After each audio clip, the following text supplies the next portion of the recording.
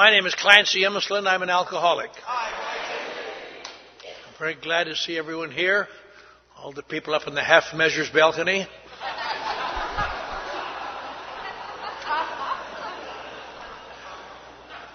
It's nice to be present at this affair. I was telling Peggy about this a couple weeks ago. I should tell you that I've enjoyed my trip here. I've had a pleasant trip. I've always liked to come here, and my friend Marlene, who I had the mixed blessing of sponsoring for the last 36 years. But she has done very well, and she's always a good hostess. She has a room for me and a bathroom that I can just run around and run amok in, and see a lot of old friends. I saw my friend Bill, who came all the way from Pittsburgh, Pennsylvania, and his charming wife Kay, and a lot of old friends and a lot of new friends here. And it's been a pleasant trip. I had a bad trip a few months ago. I was asked to come and speak in Reykjavik, Iceland, which is about 500 miles beyond any length. It really is and one of the bad things about it, you have to take Iceland Air. That's the only way to get into Iceland Air. And it's like kind of riding on the Mexican State Railroad, just boom. But coming back, I was tired. It was a Sunday night, and I had to get back to home to work. And I had about a 5-hour layover in Minneapolis. That's what you really need, is a 5-hour layover in Minneapolis on Sunday night. But I was sitting in the red carpet room, and I finally had to go to the bathroom. And I went into their little bathroom. They have two little side-by-side things, and got a guy's leaving already. You ought to hear the end of this, pal. It's going to be good. Just remember where he left his overcoat. And I was sitting there minding my own business, and all of a sudden, a voice from the next stall said, "Hi there." I thought, I couldn't have heard it. This is ridiculous. And pretty soon the voice says, "What are you doing tonight?" I thought I better get this settled right away. I said, "Well, I'm flying back to Los Angeles to see my wife and my children and my grandchildren and my great-grandson who lives with me. That's what I'm going to do tonight, and thank you for asking." I thought that ought to chill it a little bit, I didn't want to tell him I was too old.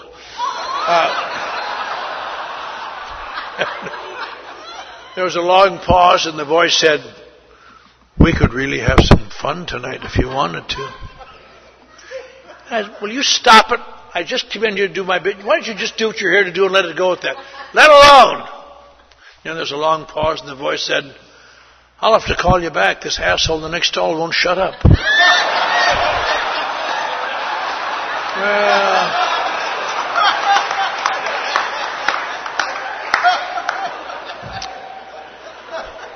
But I am very happy to be present at this anniversary. This is a good group. I've watched them form it. I've watched it gradually overcome resistance from pockets of resistance around it. Most activist meetings reach pockets of resistance because the people say, if you're active and we're not, that means either we're doing something wrong or you're wrong, so it's better that you're wrong. And that happens all over the country. Groups like this have started up in Minneapolis. There was a Central Pacific group started, and they took up petitions against it. Now it's the largest, most successful meeting in Minnesota. And it's that way in a lot of places. And they adhere to the traditions, which may seem like just old hat. But I remember coming here many years ago and talking to a very big speaker meeting. Was it on Lexington? What, in here? Right in here, yeah. No. And it was the biggest meeting in New York. Big speaker meeting.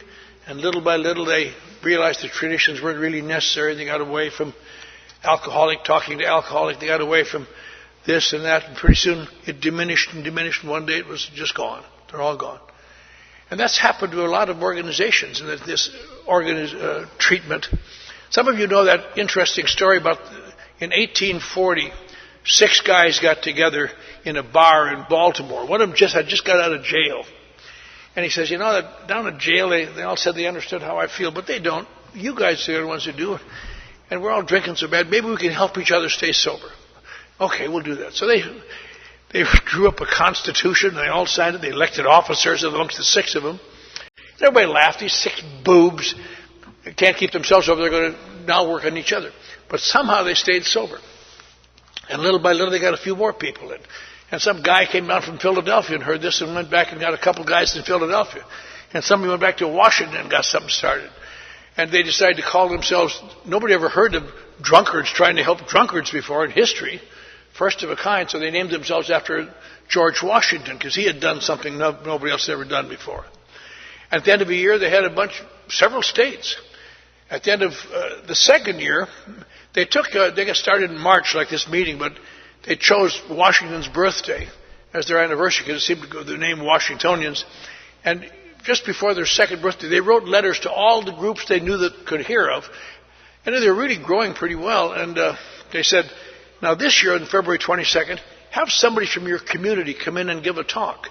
Not that they have anything to tell us, but they will see we're not crazy, because they had a reputation of being crazy drunkards. So all over the country on February 22nd, 1842, people gave little talks. Interesting, if you read the book of Lincoln's speeches, he was the one selected in Springfield, Illinois to come and speak. He spoke to the Washingtonians. He gave a long talk. I got a copy of it. But the synthesis of it all was that the people like you who I know are intelligent and sensitive, good people. And the only difference between you and me that I can see, I don't have the thirst you have. I don't understand your thirst, but you're doing something about it. But anyway, and then they got a couple really spellbinding speakers to be members, and they'd go around and give big public talks, and hundreds of people would show up. And now get this, at the end of 5 years, it was estimated their attendance was 100,000 sober drunkards. Can you imagine? There had never been any group had any, and they got 100,000 of them, which may not sound impressive to you until you stop and think AA with telephones and radios and television and all sorts of, and magazines, at the end of 5 years didn't have 1,000. And these were all just 1-to-1, 1-to-1, 1-to-1. And then they did something in 1845 that seems reasonable, because a lot of people in AA today think it's reasonable. And they got thinking, if we can help drunkards, we should be able to help all kinds of people. We should be able to help narcotics addicts who are not drunkards. In those days, not heroin and cocaine, but opium and laudanum. We ought to get involved in politics and use our good sources for politics. Maybe a lot of them got in the temperance movement. If we stopped the sale of alcohol, there'd be no more alcoholism. Some of them got involved in getting Texas into the base. I mean, just these 100,000 guys put their shoulder to the wheel and to help society. And by 1848, the Washingtonians were extinct. And with very few exceptions, they all died drunken deaths on the street. I had a book home written in 1861 by one of its survivors. He said, I don't know what happened. We were doing so well. Then people seemed to lose interest. They didn't want to do the things we were doing. They were helping so many other people. And they all went down. And I'll tell you how extinct they became. In 1944, just 100 years later, 45, AA was going down the toilet. They had this big surge after the Saturday Evening Post article, and then it started to die off, and Bill Wilson sat in his office in New York, and every day there's a new letter from a new group that was going under, and people fighting and arguing and terrible things. He didn't know what to do, and some guy in North Carolina sent in a story. He said, you ought to see about the Washingtonians. And he didn't know what the Washingtonians were, so he looked them up and discovered there had been a group that had really been very similar to AA. And he saw what happened to them. And so in a desperate attempt to save Alcoholics Anonymous, drawing on the Washingtonian experience and the experience he saw in Alcoholics Anonymous, he sat down in 1945 and wrote the 12 traditions. And that's where they came from. They didn't come out of the forehead of Zeus in 1939. They were based on thousands of alcoholics getting drunk. And in a sense, that's why you may want to sometime give a little more attention to the traditions. You know, we sometimes just think they're in groups to see if newcomers can pronounce autonomous, but they really are rather important. And he wrote them in the long form. I know most of you, we almost heard it tonight, but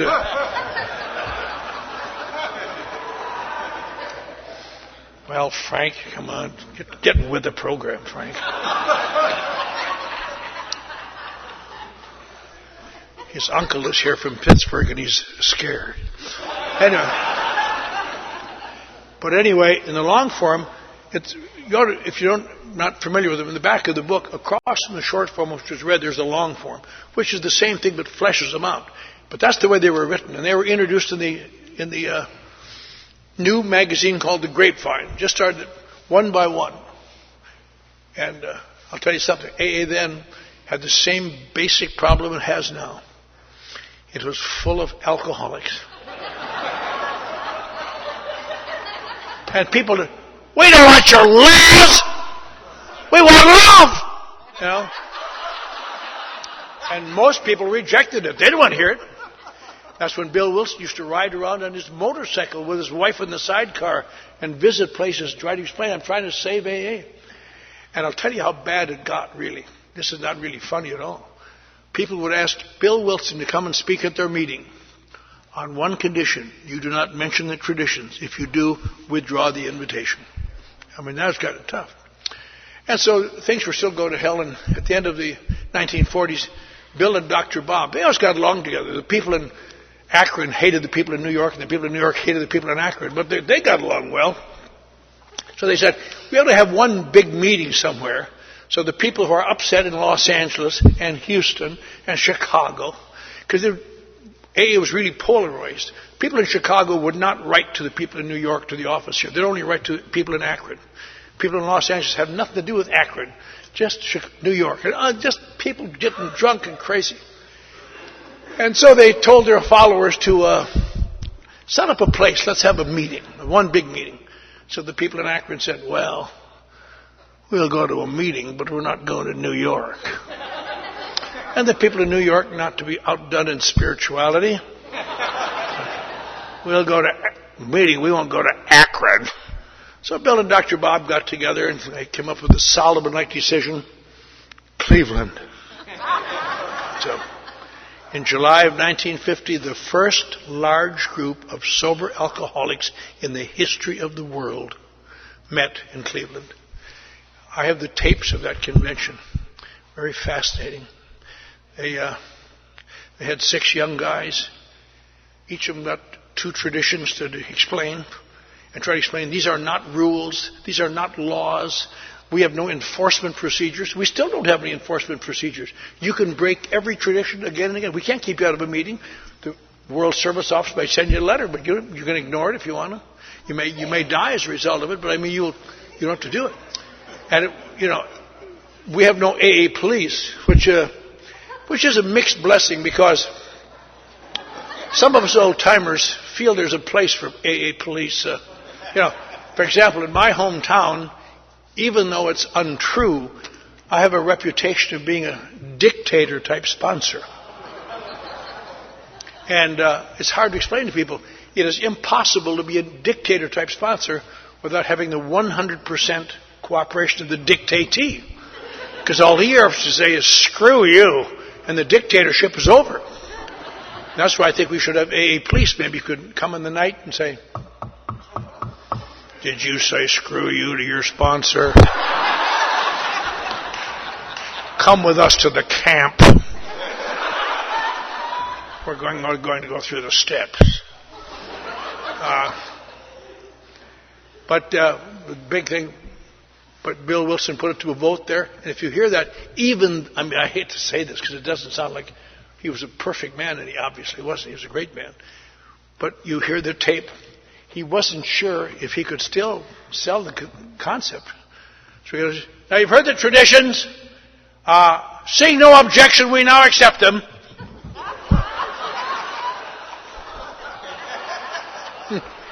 So the next printing of the book, the traditions read, and they've been there ever since, and they really are very vital. One of the interesting things of that convention, though, just in passing, is the co-founder, Dr. Bob, was dying of cancer. And they said, well, you probably don't want to talk, Bob, because you're so sick. Oh, no. He said, I'm 15 years sober. Next to Bill, I'm the only one west out here that's got any sobriety. And so on that day, his son and another guy took this tall, gaunt, sick figure to the microphone. And some of you have heard that talk. It's on tape. But he said something like, I want to welcome you all to Cleveland. I hope you'll go back and tell the boys and girls in your group that we're all trying to do the same thing. We're all trying to proceed along the same lines. And he says, I'm glad that some small thing I did 15 years ago helped bring this about. So I want to apologize for my health. Hasn't been very good. I've been in bed most of the past few months. But then he really got and gave a succinct definition of AA that stands up today.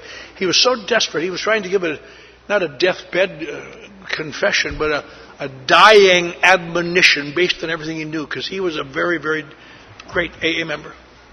He said, there's 2 or 3 things I wish to call to your attention. And these things are just as vital tonight in this meeting or anywhere else in the world. He said, first, let us remember to keep our program simple. Let us not louse it all up with Freudian complexes, which may be of interest to the scientists somewhere, but have nothing to do with our work here. Our work here, when reduced to the last, consists of love and service. And we all know what love is, and we all know what service is. And secondly, he said, let us be sure to guard that erring member, the tongue, and try to use it with kindness and understanding.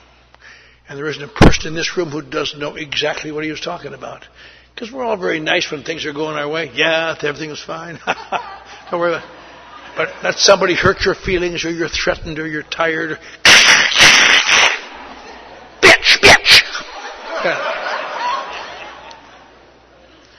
And finally he said, none of us would be here if someone hadn't taken the time to take us to a few meetings, to give us a pat on the back when we needed it, to help us through. Let us never reach that stage of smug complacency where we're too busy to help our fellow alcoholic. Then he sat down and was dead shortly thereafter. But we accept the traditions, and the traditions have been a part of it. And I hope that whatever groups you go to, that you will defend those traditions, because sometimes they're under some great attack. There's the great attack, of course, for years in the third tradition, which killed the Midtown group. It says the only requirement for members is a desire to stop drinking. You don't have to be an alcoholic. Don't have to drink. Just have a desire to stop drinking. And people come into AA and say, I never drank, but I have a desire to stop drinking. I'm going to vote. And people, how do you keep people out like that? Because you can't. But then you have to go to the long form of the traditions. It says when they condensed it, they had no idea this would happen. The long form is written, said, we are here to help all those who suffer from alcoholism.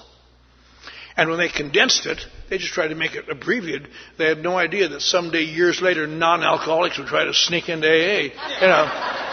You can't get alcoholics in, you can't keep the non-alcoholics out. It's just. But there's a school of thought, you hear it from time to time around AA. Oh, it's all one big disease. Alcoholism, drug addiction, gambling, overeating, it's all one big disease. Do you know where that came from? That came from a treatment center that only has one van. That's where that came from.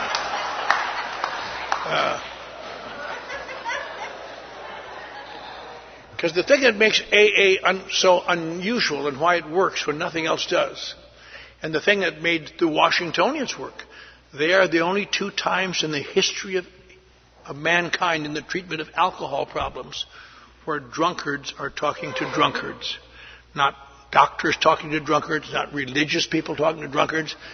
And it's a really remarkable thing, because most of us realize and know that the greatest enemy we have faced probably in our recovery is that little voice inside of us saying, but your case is different. You are a little different. You're not like these people. Your problem isn't quite like them. And that feeling of difference is what killed alcoholics. Now, AA is everywhere in the country now. Every city's got AA. 134 countries, I guess, have got Alcoholics Anonymous. It's just everywhere. It's not necessary for alcoholics to ever die from drinking again or have any problem with it. And you just go to meetings. It's free. Nothing to it. But there's something wrong. In America now, where there's more sobriety than any place in the history of the world, and there's AA everywhere, it is estimated that something over 90% of alcoholics still die drunk, or as a direct result of drinking. And people say, why would this be? Doesn't AA work? Yes, it does work. But what doesn't work, or what is the problem, is that voice inside of us saying, I'm not like that.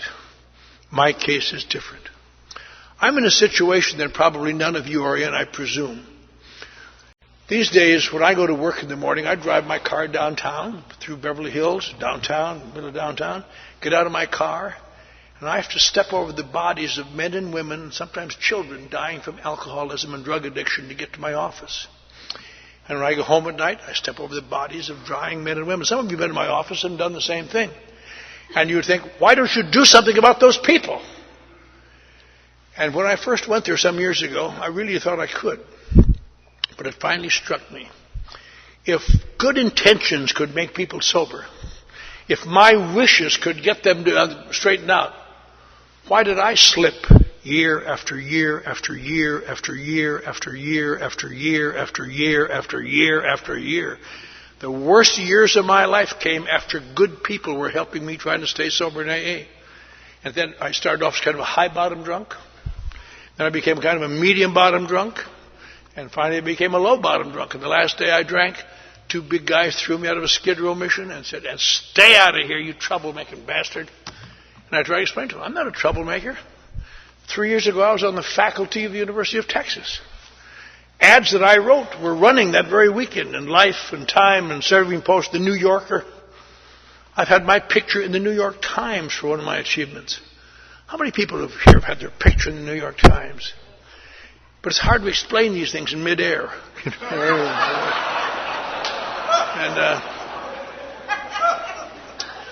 I stood outside that damn old mission on a cold, rainy morning. And if a guy came up to me and said, you're dying, pal, why don't you go to AA? I'd tell him, you don't understand. I'm not really an alcoholic. And if he might have said, well, prove you're not an alcoholic, I would not have been able to do that. I wouldn't have had the objectivity to stand back and delineate the differences. So I probably would have had to do it people like me who are in that situation. I get afraid and I'm cornered. And the defense you use then is bluster.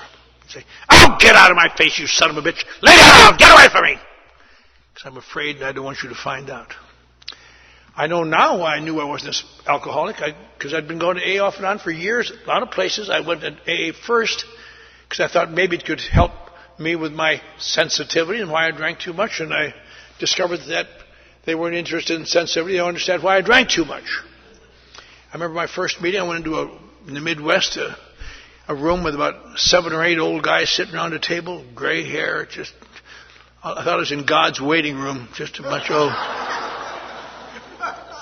What really hurts me now, they all were about 20 years younger than I am now. But it seemed to me, I'll talk about their drinking and how they got sober. My net result, I remember from all those days I went to those meetings, maybe a week, was some old guy saying, "I stayed drunk around the clock for 20 years. One day I walked through that door and they told me to put the plug in the jug. And I did. And I've just never been so goddamn happy."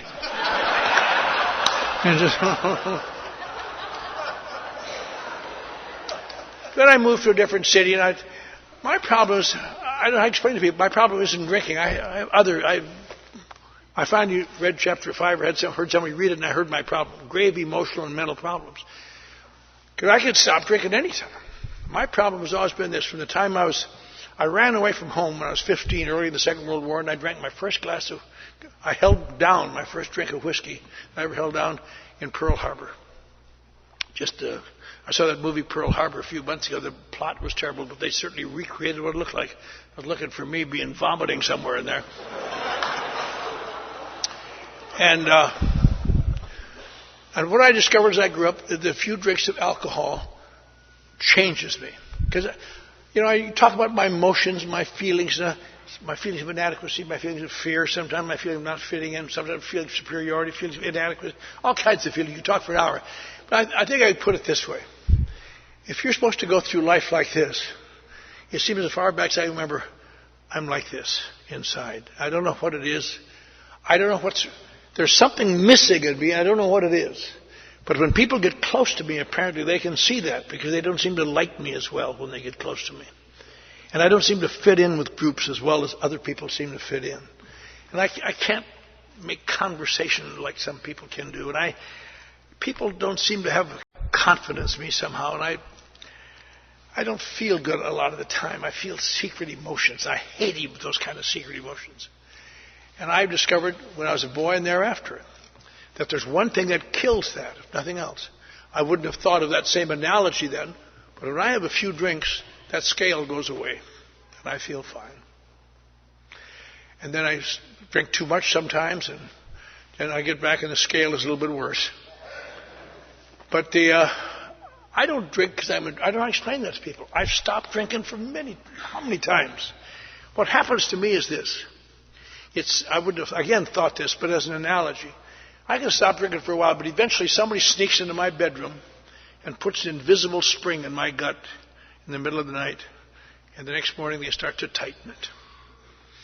And one day the restlessness comes back.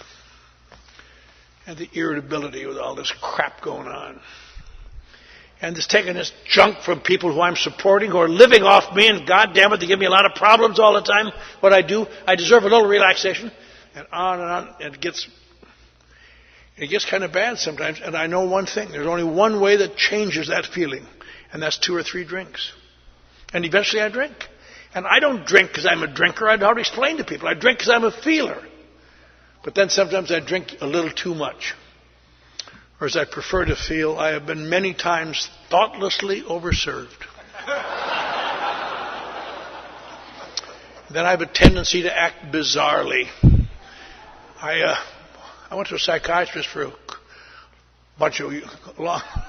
too long one time, and he pointed out to me that I had been repressed as a child by the Norwegian Lutheran Church. How'd you like to find out your own church had repressed you and didn't tell you? And he said, when I drank, I just was breaking free of those old bonds. I said, God, that seems right to me, but I explained that to an arresting officer one night. He didn't go for that. But I did a lot of things. I know that I drink too much, and I know I got to do something about it. And I read books. I became somewhat. Eventually, I grew up and I got married, and I married a Catholic girl, which Lutherans should never do because they're just too tough for us. And she was a good girl, which is even the worst kind, because nobody ever tells Lutheran boys, but if you marry a good Catholic girl, you are just about to have a big family, whether you plan on one or not. And I started my next career became a national distributor of small Catholics. Just boom.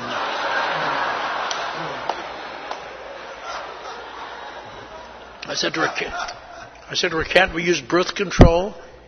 No. But if you really think about it now, things were a lot different there. You young people have no idea this, but in those days, nobody talked about such things.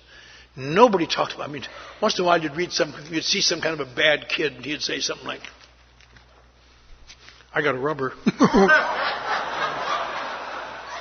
and he'd have to get someone depraved to go in and buy him, and even they would be ashamed. Would say, "Hey, give me some cigarettes and some rubbers." And now it's 50-some years later, and things have changed a great deal. The drugstore by my house, kids come in, they're 50, they must be older now, but they come in and say things like, "Hey, I want a package of condoms and some cigarettes."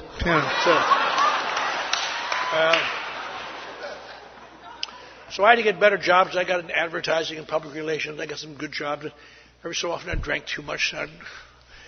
And from time to time I'd go to AA. After a while I just did it to take the heat off. And if nothing else, if your employer thought you were trying to help yourself, it gave you 2 more weeks to look for a job anyway. And you go home and I'd say to my wife, "Well, Charlotte, I've gone back to AA." She'd say, "Good, wonderful. It'll work this time. What do they want you to do?" "Well, they told me to taper off." And there wasn't any Al-Anon then to screw it up for everybody. Ever since the birth of Al-Anon, there's never been a moment's peace for any slipper anywhere. "We have the same stuff you do. We know what you do. I release you, you son of a bitch." Yeah. Boom, boom, boom. But I had a terrible time. As I say, I went to psychoanalysis, loved psychoanalysis. I never could understand. Later I discovered why I thought about that is that I didn't really understand, because in psychoanalysis, all you ever hear is bad news. You hear how you've been hurt in ways you hadn't understood yet. You mean there was a depression that hurt me, doctor? I never could, but I liked it. I used to go out and drink. No wonder I feel so bad. God, my life had just been. But I never really understood that. I never really understood that till some years later, when I was sober a few years. One of the guys I sponsored was deep into adult children of alcoholics, and he said, "I want you to come with me to a couple of these meetings." And I said, "Sure." And I sat with him, and all of a sudden, as I heard them talking, I realized what psychoanalysis had done for me. I'll tell you what it had done. Of all the emotions I know in the world, the worst one is guilt. That's a deep-seated guilt, things you should have done, especially if you had religious training as a child. It really grinds you. It gets to be a suicide thing. Sometimes I think that this side of the scale is just a big hunk of guilt. Guilt of the things you've done, guilt of the things you should have done and didn't, which is even worse sometimes. Now, what did you think of a therapy that could get rid of guilt? Pretty good, huh? That's what it did for me. And I think that's what AAC did for its parishioners. I'll tell you how they do it. They convince the patient that he or she is and has always been a victim. It is not your fault. They have failed you again and again. You have not been nurtured well. They may have meant well, but you were damaged. I really didn't understand the intensity of it, but I could see it. And you think, well, to get rid of guilt, why not? Well, you'll discover there's nothing really free in the world. There's a little price tag for everything. A little price tag for getting rid of guilt, as you can imagine. 3 little price tags. But you don't see them as you're going through them. You see them later in retrospect as you look back. And one of these little price tags is, whether you intend to or not, you must sustain and enhance resentment. Because that's what it builds. Intense resentment. If you go to some of these meetings, there's no laughter in those meetings, pal. It is intense. And it's not even funny. It's just intense. Almost a competition and see who feels as bad. And you walk out of there and you don't walk into people talking and laughing. They walk out. And it's an intense thing. The second thing that you have to accept, although you don't know at the time, you must accept the fact that you are irrevocably different. You've been made different. I really didn't understand that. I heard one of the guys say one time, we are like trees. When we were saplings, someone reached within us and destroyed our inner self. And physically we continue to grow and we look indistinguishable from other trees. But we will never have any heart or soul because it's been destroyed by unfeeling hands. And the last one, of course, if you're like me, it's easy to understand. Intermittent but intense self-pity. Boy, look, I could have been something. I really could have been something.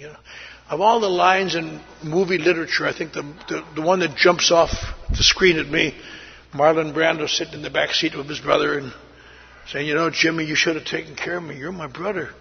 I could have been a contender. And boy, yeah, I understand that. But these are kind of inconveniences, these 3 things. You think maybe it's worthwhile to get rid of guilt. Because guilt is a lethal thing. And maybe it is for most people. But it turns out it isn't for people like me. And I didn't know that till years later when I was looking through this book and I ran across something strange.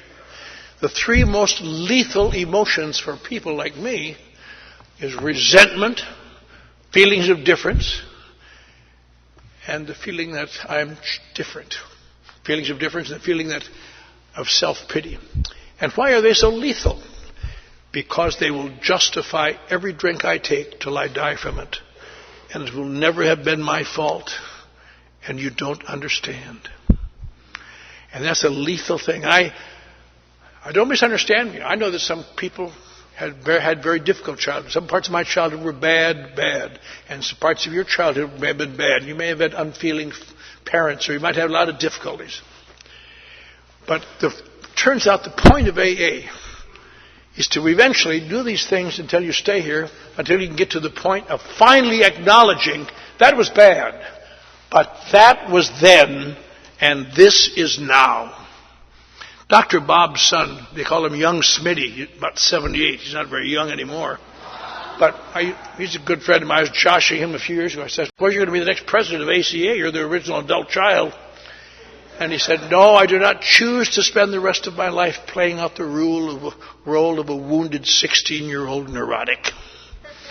And I said, oh, not much of an answer. But that's why I have to be very careful. I've never known an alcoholic in my life, I don't think, who has not dabbled in victimization. Because it does make things look a little better. You don't have to take responsibility for your own actions. None of us want to do that. But the concept, one of the great freedoms in Alcoholics Anonymous is to stay here and take these actions and acknowledge them and do those amend steps and do these unburdening of self until you actually, one day you feel different. But I didn't know that then. I spent a lot of money. I had another difficulty. I could not return to God. Because if you're new tonight, here's what AA is. You come to AA and admit your problem is alcohol. Then you return to God, and then you show your gratitude by helping others. And that's not for me. My problem really isn't alcohol. I drink too much a lot of the time, but it isn't. You don't seem to understand. And I can't return to God because in the Norwegian Lutheran Church, when you've broken enough commandments, you better just keep moving. And when I came to AA, I remember having to tell someone, I've broken all 10 commandments. Some of them accidentally, but I've broken all 10 commandments, and I don't want to hear about God. It wasn't for about 2 years after that I finally realized I haven't broken all 10 commandments. I have never coveted my neighbor's manservant. Next time I go to Minneapolis, who knows, But I can't return to it. I joke about it all I want, and I give, one of the great freedoms I found was I used to read a lot of stuff I couldn't understand. Read German philosophers. That's good. You just, huh? But if people are looking, you say, how true. But one of them, a guy named Nietzsche, was always my favorite because he's such a cynical, rotten thing. And I just, yeah, that's right, Frederick. And I just loved it, except you get to the end and you discover he died in the insane asylum. So you have to backtrack and say how that happened. He wasn't really crazy. He just had a terminal case of syphilis. Just a good time guy like you and me. But one of his great works that I appreciated, one of his protagonists said to another, why are you so concerned about God? God is dead. Perhaps he once existed to set the orbs of the world, but look about you, chaos, anarchy, nothing except the mind of man. I remember reading it and said, God is dead. That's sure good news. And that was great. In fact, there's a theological seminary in Chicago that has that on the wall. It says, God is dead. Signed Friedrich Wilhelm Nietzsche, 1884. Unfortunately, beneath it says, Nietzsche's dead. Signed God, 1906. You just never want to read the second part of anything in a seminary, that's all. But I kept drinking because it was my only escape. And I tried to stay sober. And if you're new, you might think if you really wanted to stay sober, you could. I always thought if I really wanted to, I could. And I had a reason once. I was in jail one night. I was in jail a lot overnight. I'm no felon. I'm no big criminal. But sometimes when I drink, I have an unstoppable need to counsel police officers. I just stop unjust arrests sometimes. You can't do that. Oh. And I was in jail this night, and they had to come down in the morning and tell me that my son had died the night before, and they couldn't find me. I was out drunk. And that made me feel so bad I couldn't stand it. And when we buried him, I took a vow in his casket I'd never drink again. And I had a great sense of freedom. I was working in Texas then, in El Paso, the college there. And I had a great sense of freedom. My son was dead. It was almost like Easter. He had died. I felt so bad. But he died for his sisters and his mother and I to have a life together in his memory. And it just was wonderful. Except one night, somebody snuck into my bedroom in the middle of the night and put an invisible spring in my gut. And the next day it started. The irritability and All of a sudden, he didn't much like this town anymore. He didn't like this job. And now combined with it, tremendous self-pity. What kind of a stinking God would kill my son to punish me because I'm bad? What kind of a stinking, rotten God? And hate it.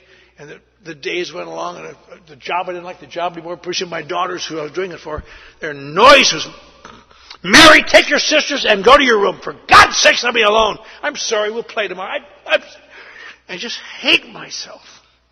But if I could have 2 or 3 drinks, I could eat. But I've taken a vow in my son's casket not to drink. And so one day my wife took the kids to Mass, and I pulled my car in the garage, hooked up a hose, and turned on the exhaust and died. The guy next door found me, and they walked over there and found me dead, pulled me out and examined me, and they put me in the Texas State Insane Asylum for quite a while, gave me a lot of shock treatments. Now that's how I get when I stop drinking. Now how can you call that an alcohol problem? It's a problem, something wrong inside of me. That scale is out of the way, boy. And that's why it's strange to find myself coming here again year after year to get up here and say the same things. A strange thing happened to me on my way to my death. One more time I got out of that cold rain by walking into an AA club, and it kept raining, so I had to do things they said so I wouldn't be sent out in the rain again. And I let these idiots tell me what to do, these boobs. And somehow or other I took some actions that changed my life. And I'd been in and out of AA for years. And this was the first time I ever did the things. I did them only because I developed a confidence in a guy who I thought understood me. I guess that's the miracle of identification, they call it.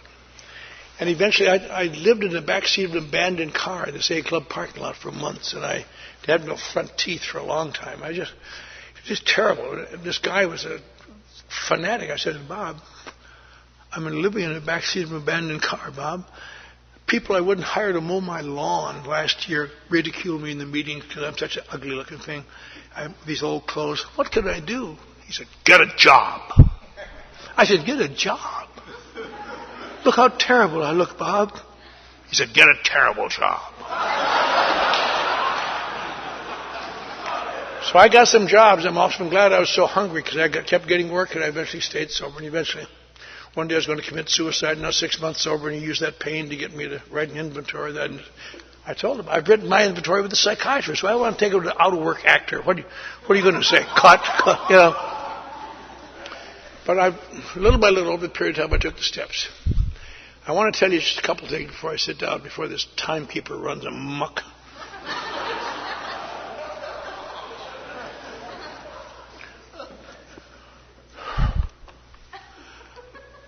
I finally came to understand what was wrong with me over a period of time. I'm going to say it in a couple of minutes if I can get in there. My sponsor finally pointed out to me over a period of time in various ways. I told him my problem isn't alcohol. He said, that's the only right thing you believe, kid, as I can tell. Your problem isn't alcohol. I said, it isn't? What is it, Bob? He says, something that sounds like alcohol, and they look so similar that people die from it all the time. But it's not alcohol. I said, what is it, Bob? He said, it's something called alcoholism. I was disappointed. Oh, Bob. That is semantics. Save that for the idiots, boobs coming in here doing anything. I'm a very brilliant man. Don't play semantic games with me. And he said, isn't this a semantic game, kid? Just shut up and listen. He used to explain things to me like saying, why don't you shut up? And that's the only time I really missed my front teeth. But I didn't want to give him the pleasure of gumming it. But he said, a drinking problem, and most of us think we have it. I'll tell you how you overcome it. When it gets bad, you stop drinking. You clean up your act, and you're all right. However, this strange thing called alcoholism, which unfortunately for you and me and millions of others looks exactly the same with the naked eye, this mind-consuming, perception-distorting, bodily eroding thing called alcoholism, you'll discover that stopping drinking and cleaning up your act has no significant long-term effect on your life other than to gradually make it so painful you can't stand it. I said, Jesus, Bob, but why would anybody drink? He said, because the physical aspect of alcoholism is this. We all talk what it does to us. Oh, put me in jail. That's not it at all. That's just way down the road. The thing that makes an alcoholic different is this: alcohol has to do something special for you that it doesn't do for most people. In 2 or 3 drinks, it must change your perception of reality. I said, yeah, doesn't it do that for everybody? No, it doesn't. That's why they're not here in the meeting and you are. Oh, Jesus, Bob, I understand that, but but you don't seem to understand. People talk about how their drinking causes them to feel so bad. That isn't me. Me feeling bad is what makes me drink. It's just the opposite. He said, why don't you just look at the first step? It says, we admitted we're powerless over alcohol. You've lost control of drinking. Then there's a dash. It doesn't say anything at all that's due to your drinking. He said, now you have to admit your life is unmanageable. You think your life's unmanageable? Not really. It says, you're living in an abandoned car in the parking lot. Is that any kind of... I said, I'm just kidding you. He said, out in Malibu, the richest man in America spends 3 or 4 nights a week in AA meetings, and he can buy chains of treatment centers and buy all the psychiatrists and buy all the counselors. They can have them lined up for a mile outside of us, and he goes to meetings and says, why do you think he does that? I don't know, Bob. He said, because he's found as an alcoholic. That's what changes his life. I said, why would that be, Bob? He said, look, we're all born with emotions and feelings. We grow up, we go through something called a maturing process where you go through conflicts and work your way through them. And you have situations and you dig and you learn and you find out how to cope with these situations. And some of us seem to be a stroke of luck. We find out that taking a few drinks, you can evade the conflicts. You don't have to work your way through the crisis situation. You can escape them, get around them. That's great. Except if alcohol does this for you, eventually you have to come to depend on it sooner or later. And then you have to have a problem. Now you got to stop. I'm going to stop drinking now. And then you discover something that you don't know that you're discovering, but it's terribly painful. The things you evaded in your maturing process are here waiting for you to be dealt with. He says, and the sad thing is this, kid, you wind up with grown-up bodies, grown-up brains, grown-up ability, grown-up charm, grown-up everything, all at the intermittent beck and call of childish emotions. We call them alcoholic emotions because it sounds better. But they're childish emotions. I hate you, you hurt my feelings, I love you. Just look at the school ground, you see, I identify. He said you can't deal with them, so eventually it gets so painful, you got to relieve the pain, so you drink. You wind up in a situation that nobody outside of rooms like this would ever understand. You can wind up drinking to forget you're drinking. Because drinking creates a problem, and you do that to get rid of the problem. And then you drink till you have to stop drinking, and you keep stop drinking till you have to start again. Back and forth till you die or go mad. But the one thing you always know, but you don't understand, my problem really wasn't alcohol. It was all these other things. And they never understand that alcoholism is the problem. And that the purpose of Alcoholics Anonymous is not to make you better or make you good or do any of these things. It has a series of steps that, much to the surprise of everybody in the world, let me tell you this. A long time ago, Dr. Jung told a guy named Roland Hazard in his hospital that the only way you're going to beat alcoholism is to have a spiritual experience. And in the first years of our existence, the only one that had a spiritual experience was Bill Wilson. And when he wrote the first copy of the book, he said, step 12, having had a spiritual experience as a result of these steps, we try to carry this message. And after it was out, they came to him and said, Bill, you're the only one who had a spiritual experience. We didn't have one. He said, oh. And you didn't have as a result of these steps. You got these before you even thought about AA or anything. And he said, how can that be? And so they had the book didn't sell. They had a lot of time to think about it. And finally, they stumbled onto the beginnings of something that most of us come to understand here. The miracle of Alcoholics Anonymous is not that people are sober, because you can get sober anywhere, but that you stay sober. And I think what Dr. Jung said is correct. There must be this spiritual experience, only it's a much different one than Bill Wilson had. Turns out these 12 steps bring about some form of incremental spiritual experience. Not the way Bill Wilson got his. But the way we get ours, make amends to that woman, I should say not. And what happens in a spiritual experience, it gives you an altered perception of reality. And the 12 steps of AA, to the best of my ability, are designed to give you an altered perception of the steps of the reality. AA is designed to really very slowly do what alcohol does fast. And that's why it's so important we must keep doing it. I was having lunch today with the general manager of AA World Service, and we were talking about an odd fact. In the first, incidentally, when they printed the second version of the book, they changed the 12th step, having had a spiritual experience, and how it's become having had a spiritual awakening, because that's what the fact is. But most of the stories in the first edition of the book, the writers, most of them died drunk. And the second printing, most of them died drunk. Now, why would that? They weren't bad people, because they weren't yet aware that alcoholism was a continuing thing.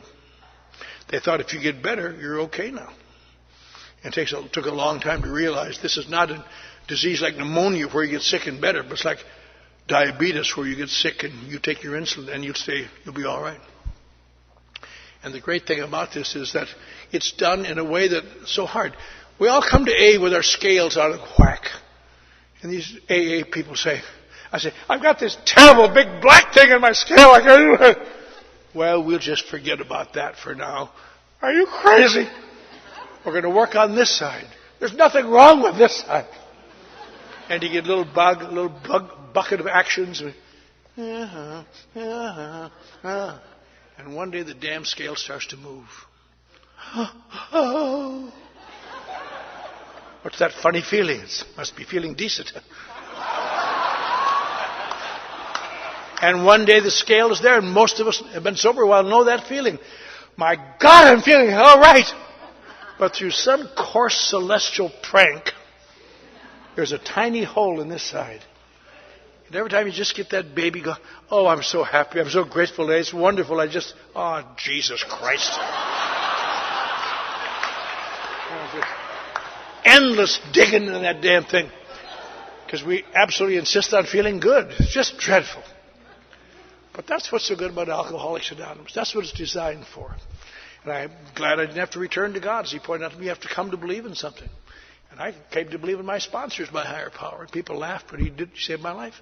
I eventually came to believe in AA, and after he died and I fell in the hands of some spiritual people, I came to understand that God loved me. He didn't hate me. That's my childish perception.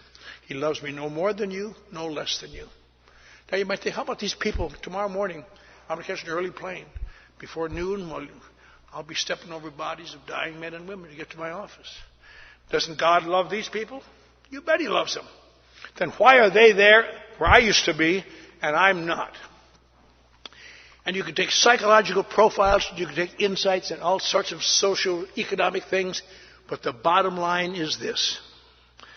They are unwilling to take actions they disagree with, and they're going to die from it. That's all. It's just that simple. Because AA tonight, in the Atlantic Group on its 9th anniversary, is exactly the same as it was June 10th, 1935 in Akron, Ohio. It's not this book. They didn't have any book. It's not all this song and dance. Not readings and all this stuff. Not an AA dance.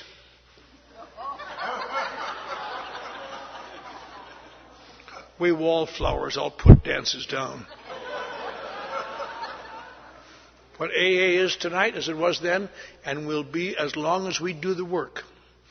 One alcoholic talking to another alcoholic to help him reduce his feelings of difference, at least enough, so that he will begin to take actions he does not yet believe in. And when that day comes, your life changes. See you.